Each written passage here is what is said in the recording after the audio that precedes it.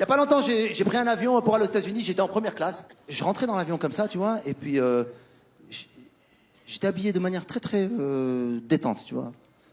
Survêtement, basket, casquette.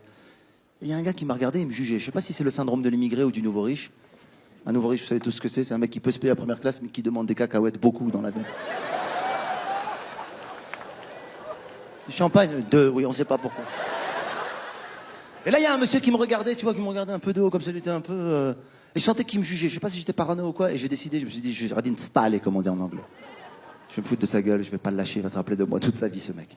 Et là, j'ai commencé à agir comme si j'avais jamais vu ça de ma vie, la première classe. Je fais, waouh. Waouh. C'est super ici, c'est mieux que là-bas, non? Oui, en effet, c'est mieux, oui.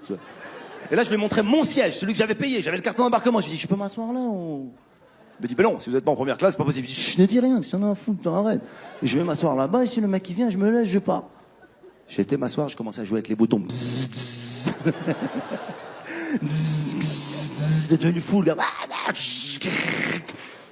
Il a appelé l'hôtesse. Il a dit, je pense que ce monsieur ne voyage pas en première classe. Elle est venue me voir, je suis désolé, je dois avoir un carton d'embarquement. Je lui ai montré le carton d'embarquement, elle est venue. Elle lui a dit, c'est bon, il voyage en première classe.